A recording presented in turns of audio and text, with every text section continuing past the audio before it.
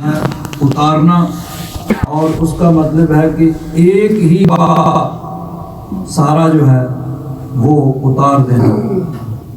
اور نزل باب تفیل پہ جائے تو اس کا معنی ہوتا ہے تھوڑا تھوڑا کر کے اتارنا۔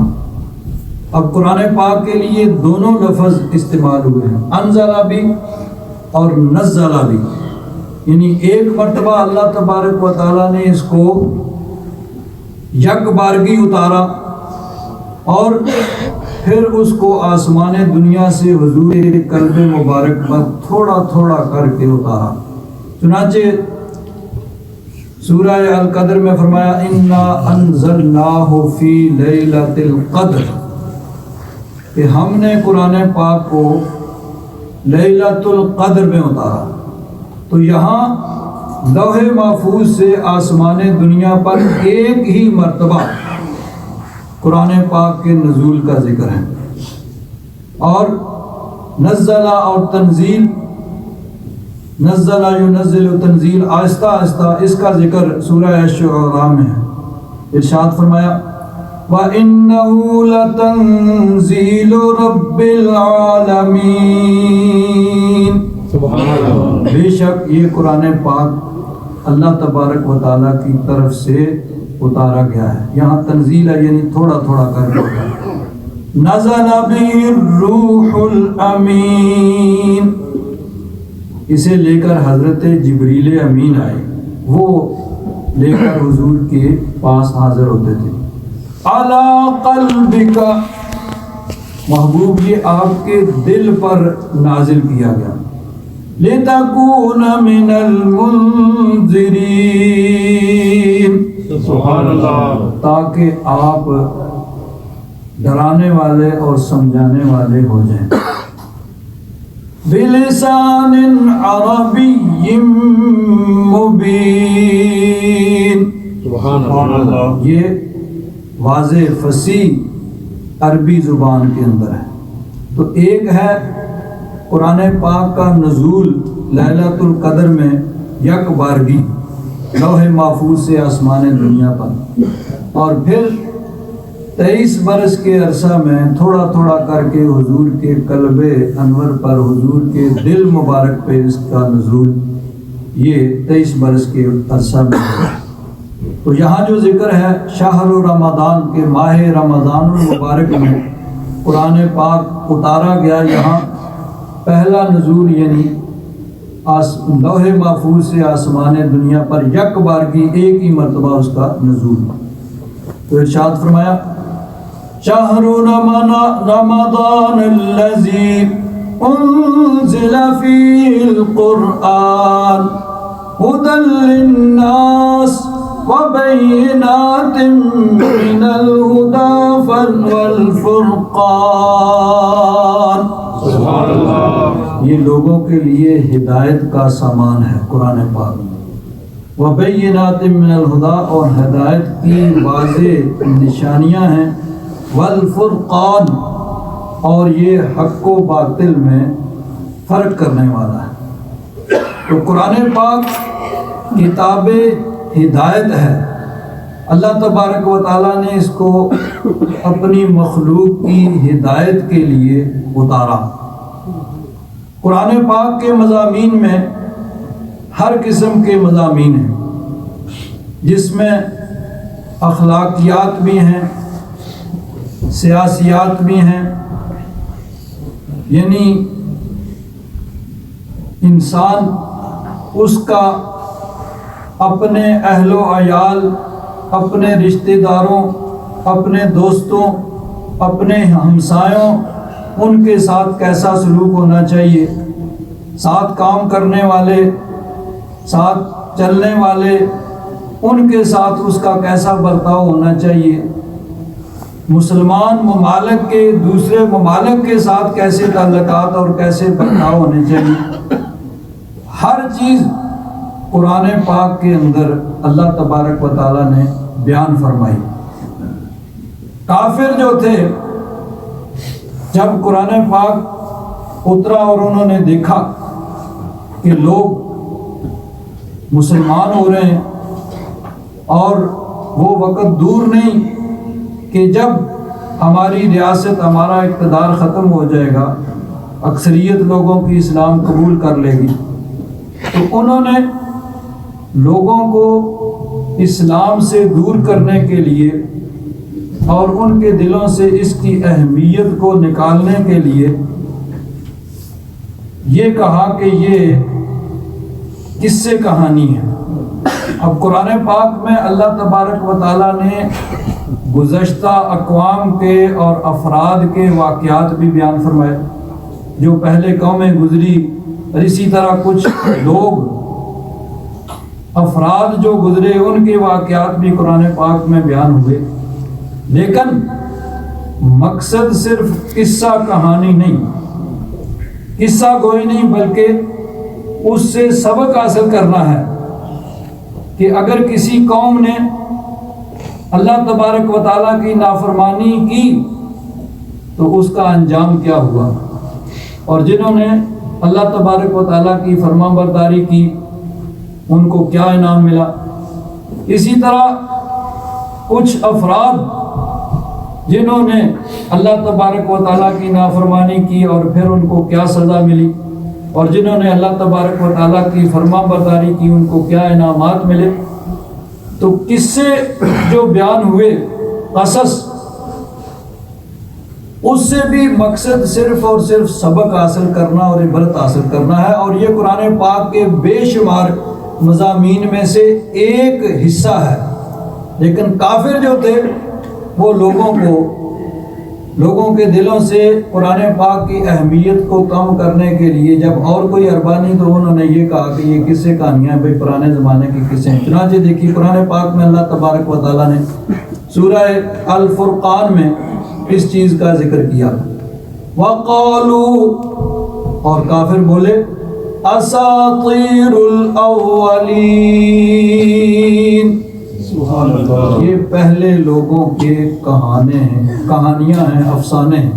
اب حالانکہ وہ بھی جانتے تھے کہ سارا قرآن پاک قصوں پر مشتمل نہیں ہے، بلکہ قرآن پاک کے اندر بے شمار مضامین ہیں جن میں سے ایک جز وہ پہلے لوگوں کے قصوں پر مشتمل ہے، اور وہ بھی خاص مقصد کے لیے۔ لیکن چونکہ ہٹ درمی اور ضد اور اناد تھا، اور عوام کا یہ ہوتا ہے کہ عوام کو جس طرف لگایا جائے ادھر ہی لگ جاتے ہیں، جس کی بات سنتے ہیں کہتے ہیں وہی ٹھیک کہہ رہا، تو انہوں نے کہا اساطیر الاولین، یہ پہلے لوگوں کے افسانے اور قصے کہانیاں، اکتتبھا، یہ انہوں نے لکھوا لیے۔ بلکہ اس سے پچھلی آیت کو اگر دیکھا جائے تو اس میں اللہ تبارک و تعالیٰ نے ارشاد فرمایا، وَقَالَ الَّذِينَ كَفَرُوا إِنْ هَذَا إِلَّا إِفْكٌ، کافر بولے، کہنے لگے کہ یہ تو محض ایک بہتان ہے۔ مقصد یہ تھا کہ یہ اپنے پاس سے انہوں نے گھڑا ہے اور پھر یہ کہہ دیا کہ یہ اللہ تعالیٰ کی طرف سے نازل کیا گیا ہے۔ اللہ تعالیٰ نے نازل نہیں کیا ہے، بنایا انہوں نے اپنے پاس سے۔ بات تو انہوں نے یہ کر دی اور کرتے بھی تھے، اور جیسے میں کہتا ہوں کہ عوام کا یہ ہوتا ہے کہ عوام کو جس طرف لگائیں لوگ لگ جاتے ہیں، اور جس کی بات سنتے ہیں کہتے ہیں یہی سچ کہہ رہا ہے، ہمیں تو اس کی بات میں کوئی غلط معلوم نہیں ہوئی، ہمیں تو یہی نظر آتا ہے بھائی بات تو اس کی ٹھیک ہے۔ تو اب انہوں نے کہا کہ یہ بہتان ہے، لیکن کم از کم اتنی عقل تو ان کو بھی تھی کہ نبی کریم صلی اللہ علیہ وسلم نہ کسی اسکول میں گئے، نہ کسی کالج میں گئے، نہ کسی یونیورسٹی میں گئے، نہ کسی استاد کے پاس بیٹھے، تو ایسی کتاب جو لاجواب کتاب ہے، جو چیلنج کر لی ہے کہ اگر یہ اللہ کا کلام نہیں ہے تو تم اس کی مثل لے آؤ، سارا نہیں بنا سکتے 10 صورتیں لے آؤ، 10 صورتیں نہیں بنا سکتے 1 صورت ہی بنا لو۔ قرآن پاک کی سب سے چھوٹی صورت ہے اِنَّا أَعْطَيْنَاكَ الْكَوْثَرَ فَصَلِّ لِرَبِّكَ وَانْحَرْ إِنَّ شَانِئَكَ هُوَ الْأَبْتَرُ، چلو اس کی مثل کوئی بنا کے لے آؤ، چلو صورت نہیں، فَأْتُوا، یعنی اس کی مثل کوئی ایک بات ہی لے آؤ، ایک آیت ہی لے آؤ، تو اس کا جواب بھی نہیں۔ اور پوری کوشش کے باوجود وہ ناکام ہو گئے۔ تو آخر دل میں خیال آیا بھئی لوگ کوئی پوچھ سکتا ہے بھئی جب یہ پڑھے نہیں ہیں، کسی کے پاس گئے نہیں ہیں، تو اپنے پاس سے کیسے بنا لیا؟ تو کہنے لگے افتراہ وَأَعَانَهُ عَلَيْهِ قَوْمٌ آخَرُونَ، کچھ اور لوگوں نے بھی مدد کی ہے، ان سے مل کر انہوں نے بنایا ہے۔ اب جب پوچھا جاتا بھئی وہ مدد کرنے والے کون ہیں؟ جو فصیح ہو بلیغ ہو وہ تو تم ہو، جو مخالف ہو، تو مدد کس سے دی؟ خود کسی کے پاس پڑھا نہیں ہے، کسی کالج میں نہیں گئے، کسی استاد کے پاس زانوئے تلمذ طے نہیں کیا، تو مدد کس نے کی؟ تو خوئے بدرا بہانہ بس یار، جب انسان نے اعتراض ہی کرنا ہو تو پھر یہ نہیں دیکھتا کہ کیا کہہ رہا ہے، کسی غلام کا نام لے دیا جو خود عربی نہیں ہے، جو بیچارہ خود عربی میں یعنی مشکل گزارا کرتا ہے، یہ اس نے مدد کی جس کو خود عربی نہیں آتی، اور ایسی عربی کی کتاب جو لاجواب ہے، اور پورا عرب جس کا جواب پیش کرنے سے اس کی ایک صورت ایک آیت کا جواب بھی اس کے مقابل پیش کرنے سے عاجز ہے۔ تو مقصد تو صرف اعتراض کرنا تھا۔ اللہ تبارک و تعالیٰ نے ارشاد فرمایا فَقَدْ جَاءُوا ظُلْمًا وَزُورًا، سبحان اللہ، بے شک انہوں نے بڑا ظلم کیا اور سفید جھوٹ بولا، جو قرآن پاک کے متعلق یہ کہا کہ یہ بہتان ہے اور دوسرے لوگوں نے اس کی مدد کی ہے۔ تو حضرت پیر کرم شاہ صاحب رحمۃ اللہ تعالیٰ علیہ فرماتے ہیں اللہ تبارک و تعالیٰ نے ان کے شور و شر کے جواب میں اتنا کہہ کر ہی بات ختم کر دی کہ وہ ظالم ہیں اور سفید جھوٹ بول رہے ہیں، گویا ان کا یہ اعتراض اس قابل ہی نہیں ہے کہ اس کا جواب دیا جائے یا اس کی طرف توجہ کی جائے، کہ یہ جو کہہ رہے ہیں کہ یہ افطرا ہے، بہتان ہے اور دوسرے لوگوں نے مدد کی ہے۔ اب آگے فرمایا وَقَالُوا أَسَاطِيرُ الْأَوَّلِينَ، سبحان اللہ، انہوں نے کہا کہ یہ پہلے لوگوں کے قصے کہانی ہیں۔ اِكْتَتَبَهَا فَهِيَ تُمْلَىٰ عَلَيْهِ بُكْرَةً وَأَصِيلًا، کہنے لگے پہلے لوگوں کی کہانیاں ہیں، انہوں نے کسی سے لکھوا لی ہیں اور اب یہ صبح شام پڑھ کے لوگوں کو سناتے ہیں۔ اللہ تبارک و تعالیٰ نے ارشاد فرمایا قل، محبوب فرما دو، انزلہ الذی یعلم السر فی السماوات والارض، اس کو اس رب ذوالجلال نے اتارا ہے جو آسمانوں اور زمین کی ہر راز کو، ہر چھپی ہوئی چیز کو جاننے والا ہے۔ انہ کان غفورا رحیما، بے شک وہ بخشنے والا، رحم فرمانے والا۔ لیکن مقصد ان کا اعتراض کرنا تھا۔ چنانچہ ایک شخص تھا مکہ میں، نضر بن حارث بن کلدہ اس کا نام تھا، وہ تاجر پیشہ انسان تھا، کبھی عراق گیا، کبھی شام گیا، کبھی یمن گیا، کبھی دوسرے ممالک میں جاتا تھا، ایران میں جتنے بھی ممالک آس پاس تھے عرب کے، وہاں وہ تجارت کے لیے جایا کرتا تھا۔ تو اس نے کیا کیا، وہاں سے کچھ کتابیں قصے کہانیوں کی خرید کے لے آیا اور آ کے لوگوں کہنے لگا بھائی لو تمہیں یہ وہ قصے کہانیاں سناتے ہیں نا، آؤ میں بھی تمہیں رستم اور سہراب کے قصے سناتا ہوں۔ اللہ تعالیٰ نے ارشاد فرمایا وَمِنَ النَّاسِ مَن يَشْتَرِي لَهْوَ الْحَدِيثِ لِيُضِلَّ عَن سَبِيلِ اللَّهِ بِغَيْرِ عِلْمٍ وَيَتَّخِذَهَا هُزُوًا أُولَئِكَ لَهُمْ عَذَابٌ مُّهِينٌ۔ سبحان اللہ، اللہ تعالیٰ نے ارشاد فرمایا کچھ لوگ ایسے بھی ہیں کہ جو فضول باتوں والی کتابیں قصے خرید کے لے کے آتے ہیں، لیُضِلَّ عن سبیل اللہ، تاکہ پھر ان کو سنا کے لوگوں کو رب کے راہ سے بہکا دیں، گمراہ دیں، بغیر علم، علم ان کو نہیں ہے۔ وَيَتَّخِذَهَا هُزُوًا، اور پھر اس کے ذریعے سے پھر وہ اللہ کے کلام کا مذاق اڑاتے ہیں۔ بھائی لوگ وہ تمہیں قصے سناتے ہیں، تمہیں عاد کے اور سمود کے اور قوم نوح کے اور قوم لوط کے قصے سناتے ہیں، آؤ ہم تمہیں رستم کے، اسفند یار کے اور سہراب کے قصے سناتے ہیں۔ اللہ تعالیٰ نے فرمایا اولئک لہم عذاب مہین، ان کے لیے رسوا کرنے والا عذاب ہے۔ وَإِذَا تُتْلَى عَلَيْهِ آيَاتُنَا وَلَّى مُسْتَكْبِرًا، جب اس پر ہماری آیتیں پڑھی جاتی ہیں تو پیٹھ پھیر کے تکبر کرتا ہوا چلا جاتا ہے۔ كَأَن لَّمْ يَسْمَعْهَا، گویا کہ اس نے سنا ہی نہیں۔ كَأَنَّ فِي أُذُنَيْهِ وَقْرًا، گویا کہ اس کے کان میں کوئی رکاوٹ ہے، کوئی ایسی چیز ہے جو آواز اس کے کان میں داخل نہیں ہونے دیتی۔ فَبَشِّرْهُ بِعَذَابٍ أَلِيمٍ، اللہ تعالیٰ فرماتا ہے ایسے دردناک عذاب کی جو ہے خوشخبری سنا دو۔ تو قرآن پاک کلام الہی ہے جس میں اللہ تبارک و تعالیٰ نے ہر قسم کے مضامین بیان فرمائے اور مخلوق کی ہدایت کے لیے نازل فرمایا۔ یہاں ضمناً ایک بات کر کے آگے چلتا ہوں، قرآن پاک دین، مذہب کی اور ہدایت انسانی کی کتاب ہے۔ اللہ تعالیٰ نے فرمایا ھدی للناس وبینات من الہدی والفرقان، حق و باطل میں فرق کرنے والی ہے، یہ لوگوں کی ہدایت کے لیے۔ اب بعض اوقات لوگ قرآن پاک کا کمپیئر کرتے ہیں سائنس کے ساتھ، بھائی سائنس یہ کہہ رہی ہے اور قرآن یہ کہہ رہا ہے۔ تو یاد رکھیں کہ قرآن پاک سائنس کی نہیں مذہب کی کتاب ہے، لیکن یہ ایک حقیقت ہے کہ جن سائنسی حقیقتوں کو قرآن پاک نے بیان کیا ہے، سائنس جتنا مرضی ہے گھوم لے، دوڑ لے، بھاگ لے، بالآخر اسی پہ آئے گی جو اللہ تعالیٰ کا ارشاد ہے۔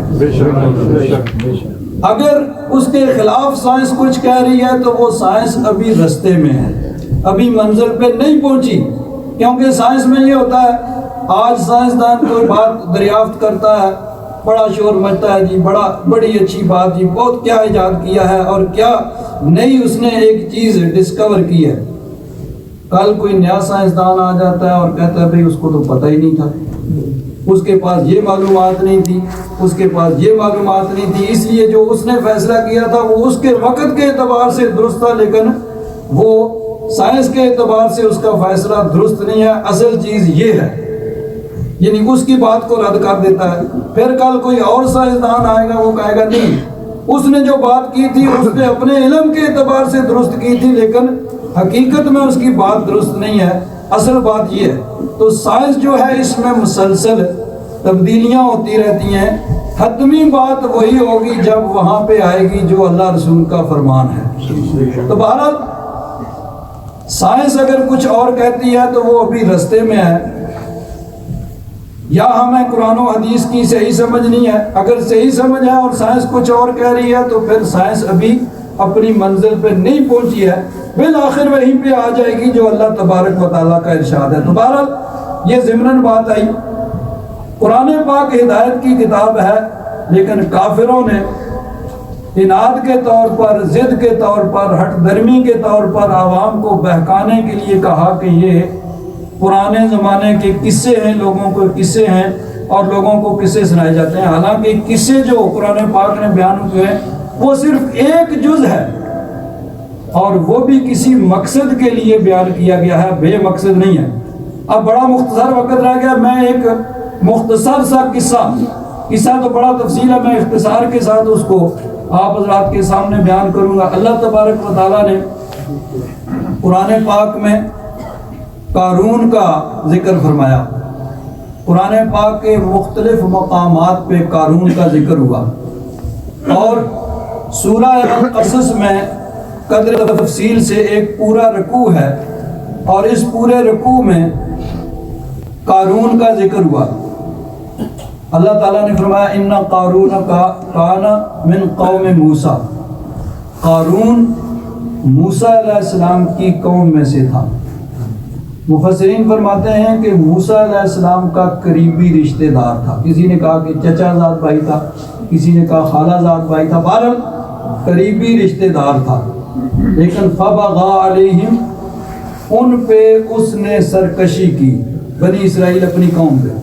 حضرت پیر کرم شاہ صاحب رحمۃ اللہ تعالیٰ علیہ اس کی تفسیر میں لکھتے ہیں کہ یہ فرعون کا ایجنٹ تھا، فرعون کا ایجنٹ تھا۔ فرعون نے اس کو مقرر کر دیا تھا کہ بنی اسرائیل کو تم اس بات پہ مطمئن رکھو کہ تمہیں آزادی کی کیا ضرورت ہے، تم بادشاہ سے علامت ذل سبحانی کے سائے میں آرام سے زندگی گزار رہے ہو، تمہیں کھانے پینے کے لیے سب کچھ مل رہا ہے، تو تمہیں آزادی کی کیا ضرورت ہے، اس کے بارے میں سوچنا بھی نہیں ہے۔ اب کوئی اگر فرعونی قبطی مصر کے اصل باشندوں میں سے یہ بات کرتا تو بنی اسرائیل اس کی طرف توجہ نہ دیتے، بھائی دشمن ہے۔ تو اس نے کیا کیا، انہی کی قوم میں سے کسی کو ڈھونڈ لو، ایسے ضمیر فروش ہر قوم میں ہوتے ہیں۔ جیسے کہ غالباً علامہ اقبال کا شعر ہے کہ صادق از دکن، ایک دوسرا بھی تھا، تو وہ یعنی ایک نے سلطان ٹیپو کے ساتھ غداری کی تھی۔ تو یہ اس طرح کے لوگ ہر قوم کے اندر ہوتے ہیں، ضمیر فروش ہوتے ہیں جو اپنی ہی قوم کا بیڑا گرک کرتے ہیں۔ تو یہ بھی بنی اسرائیل میں سے تھا، موسیٰ علیہ السلام کا قریبی رشتہ دار تھا، لیکن تھا فرعون کا ایجنٹ۔ فرعون نے اس کو مقرر کر رکھا تھا، بس بنی اسرائیل کو تم نے مطمئن رکھنا ہے، بھائی آزادی کے بارے میں نہیں سوچنا، بس اسی غلامی پہ تمہیں سب کچھ مل رہا ہے، آرام سے بس اپنی اسی طرح زندگی گزارو۔ اور کہتے ہیں کہ فرعون نے اپنے خزانوں کے منہ بھی کھولے ہوئے تھے، بھائی پیسہ جتنا مرضی ہے لے لو، بس یہ کام تم نے کرنا ہے۔ اب یہ بڑا امیر تھا، کتنا امیر تھا، اللہ تبارک و تعالیٰ ارشاد فرماتا ہے وَآتَيْنَاهُ مِنَ الْكُنُوزِ، ہم نے اس کو اتنے خزانے دیے تھے، مَا إِنَّ مَفَاتِحَهُ لَتَنُوءُ بِالْعُصْبَةِ أُولِي الْقُوَّةِ، کہ ان خزانوں کو اٹھانے کی بات نہیں ہو رہی کہ جتنے اس کے خزانے سونا چاندی اس کے پاس تھا، ان خزانوں کو اٹھانے کی بات نہیں، بلکہ ان خزانوں کی چابیاں۔ اب یہ یعنی ایک الماری ہو، ایک بکسا ہو، اس کے اندر سونا چاندی رکھا ہوا ہو، اس میں تالا لگا ہو تو ایک چابی ہوتی ہے، تو ایک خزانے کی، ایک الماری کی، ایک باکس کی ایک چابی ہوگی۔ تو اتنی چابیاں تھیں کہ لَتَنُوءُ بِالْعُصْبَةِ أُولِي الْقُوَّةِ، ایک طاقتور جماعت، ایک فرد نہیں، ایک آدمی نہیں، 10-15 آدمی مل کے بھی ان چابیوں کو نہیں اٹھا سکتے تھے۔ اتنی کنجیاں، اتنی چابیاں اس کے خزانوں کی تھیں کہ پوری طاقتور جماعت ان خزانوں کی چابیوں کو نہیں اٹھا سکتی تھی۔ اِذْ قَالَ لَهُ قَوْمُهُ لَا تَفْرَحْ إِنَّ اللَّهَ لَا يُحِبُّ الْفَرِحِينَ، قوم نے کہا کہ تو اترانی، تکبر اور غرور نہیں کر، اللہ تعالیٰ اترانے والوں کو، تکبر غرور کرنے والوں کو پسند نہیں کرتا۔ وَابْتَغِ فِي مَا آتَاكَ اللَّهُ الدَّارَ الْآخِرَةَ، اللہ تعالیٰ نے جو تجھے مال و دولت دیا ہے نا، اس مال و دولت کے ذریعے تو آخرت کا گھر ڈھونڈ، یعنی اس مال و دولت کو اللہ کی راہ میں، نیکی کے کاموں میں، غریبوں، یتیموں، بیواؤں پہ خرچ کر کے، فلاح عام کے کام میں کر، دینی کاموں میں خرچ کر کے تو اپنی آخرت کو سنوار لے، یہی مال و دولت تیری آخرت کے سنورنے کا سبب بن سکتا ہے۔ وَلَا تَنْسَ نَصِيبَكَ مِنَ الدُّنْيَا، دنیا سے اپنا حصہ نہ بھول، کہ دنیا سے یہ مال و دولت، یہ سونا چاندی، یہ کوٹھیاں، یہ کاریں تیرے ساتھ نہیں جائیں گی، قبر میں جائے گا تو خالی ہاتھ جائے گا۔ جیسا کہ میں نے گزشتہ جمعہ میں عرض کیا تھا کہ سکندر جب کہ اس دنیا سے گیا تو دونوں ہاتھ خالی تھے، اور اس نے کہا تھا کہ میرے ہاتھ باہر رکھنا قبر سے تاکہ لوگ دیکھیں کہ میں دنیا سے کچھ نہیں لے کے جا رہا۔ تو اسے کہا گیا وَلَا تَنْسَ نَصِيبَكَ مِنَ الدُّنْيَا، دنیا سے اپنا حصہ نہ بھول، وَأَحْسِنْ كَمَا أَحْسَنَ اللَّهُ إِلَيْكَ، اور تو بھی نیکی کر، بھلائی کر جس طرح اللہ تعالیٰ نے تجھ پہ کرم کیا ہے۔ وَلَا تَبْغِ الْفَسَادَ فِي الْأَرْضِ، اور زمین میں فتنہ و فساد نہ پھیلا۔ اب اس نے آگے سے کیا جواب دیا، إِنَّمَا أُوتِيتُهُ عَلَىٰ عِلْمٍ، اس میں اللہ کا فضل کہاں سے آ گیا بھائی؟ میں نے تو یہ اپنے کمال سے اپنے علم سے حاصل کیا ہے، یہ میرے دماغ کا کمال ہے، میرے ہاتھ کا کمال ہے۔ جیسا کہ بعض مفسرین نے کہا کہ اس کے پاس علم کیمیا گری تھا کہ وہ سونا بناتا تھا۔ بہرحال جو بھی ہے، جس طرح بھی ہے، مال و دولت سے کہا بھائی اللہ کا فضل کہاں سے آ گیا، یہ تو میرے اپنے عقل کا، میرے دماغ کا، میرے ہاتھ کا کمال ہے۔ اللہ تعالیٰ ارشاد فرماتا ہے اولم یعلم ان اللہ قد اہلک من قبلہ من القرون من هو اشد منہ قوۃ واکثر جمعا۔ اس کو یہ نہیں معلوم تھا کہ اس سے پہلے بڑے بڑے اس کے لاؤ لشکر والے، بڑے مال و دولت والے، ان کو اللہ تعالیٰ نے ہلاک کر دیا، کوئی ان کی مدد کرنے نہیں آیا۔ بہرحال اب ضمناً ایک واقعہ ہے کہ ایک مرتبہ قارون جو ہے وہ بڑی زیب و زینت کے ساتھ بڑا فخر والا لباس پہن کے باہر نکلا، ساتھ خادم ہیں، نوکر ہیں اور سواریاں ہیں، ہٹو بچو۔ تو اب لوگوں نے دیکھا تو بعض لوگ کہنے لگے یا لیت لنا مثل ما اوتی قارون، کاش ہمیں بھی اس طرح کا مال و دولت ملتا جیسے اسے ملے بھی، انہ لذو حظ عظیم، یہ تو بڑے نصیبے والا ہے۔ وقال الذین اوتوا العلم، اہل علم کہنے لگے ویلکم ثواب اللہ خیر لمن آمن وعمل صالحا، تمہاری تباہی ہو، یہ دنیا کا مال و دولت ہی سب کچھ نہیں ہے، اصل چیز اللہ تبارک و تعالیٰ کی توفیق ہے کہ اللہ تبارک و تعالیٰ کسی کو نیکی کی توفیق دے دے۔ وَلَا يُلَقَّى إِلَّا الصَّابِرُونَ، یہ صبر والوں کو ملتی ہے نیکی کی توفیق، جن کے دل کے اندر نیکی کی اور ہدایت کی تڑپ ہوتی ہے۔ بہرحال مختصر یہ کہ حضرت موسیٰ علیہ السلام نے حکم دیا کہ زکوٰۃ ادا کرو بھائی۔ اللہ تعالیٰ نے حکم دیا ہے کہ جن کے پاس مال و دولت ہے وہ اپنا مال میں سے کچھ حصہ نکال کے ضرورت مندوں کو اور غریبوں کو، یتیموں کو، بیواؤں کو، حقداروں کو دیں۔ جب زکوٰۃ کا حکم نازل ہوا تو اب یہ سوچنے لگا بھائی اتنا مال چلا جائے گا، اتنا مال چلا جائے گا، تو سوچ کے کہنے لگا کیا کیا جائے، کس طریقے سے مال بچایا جائے۔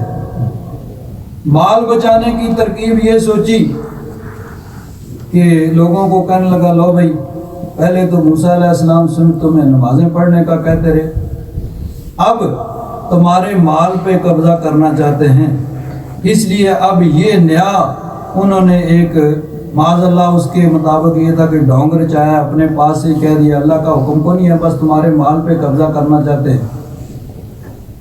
لوگ جدھر لگائیں ادھر لگ جاتے ہیں۔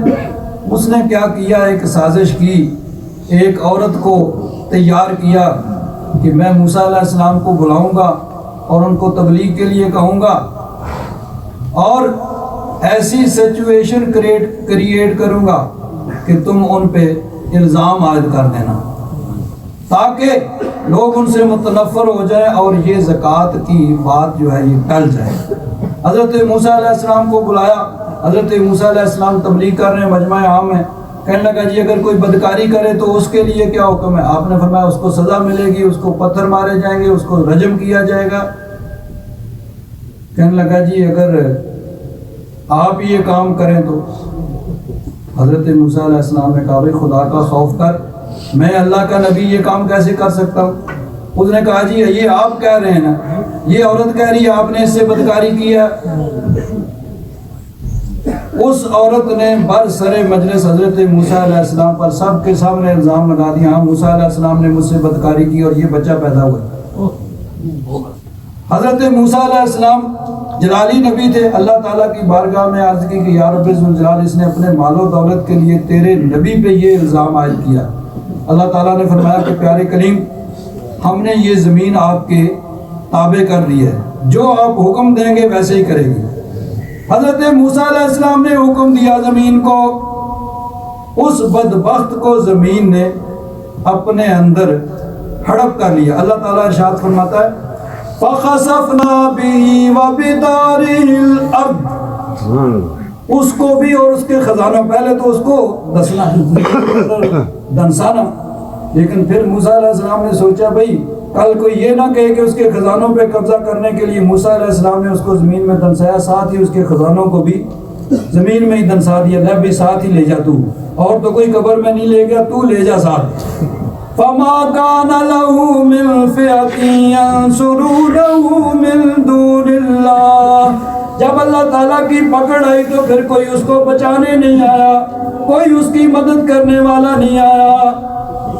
وَمَا كَانَ مِنَ الْمُنْتَصِرِينَ، سبحان اللہ۔ اب جو کہہ رہے تھے نا بڑا حصے والا ہے، وہی بول اٹھے وَأَصْبَحَ الَّذِينَ تَمَنَّوْا مَكَانَهُ بِالْأَمْسِ، کل جو کہہ رہے تھے نا بڑا قسمت والا ہے، وہی کہنے لگے بھئی یہ مال و دولت تو آنے جانے والی چیز ہے، اللہ تبارک و تعالیٰ نے جس کو چاہے جتنا چاہے دے دے، اصل چیز تو نیکی کی توفیق ہے کہ جس کو اللہ تبارک و تعالیٰ نیکی کی توفیق عطا فرما دے۔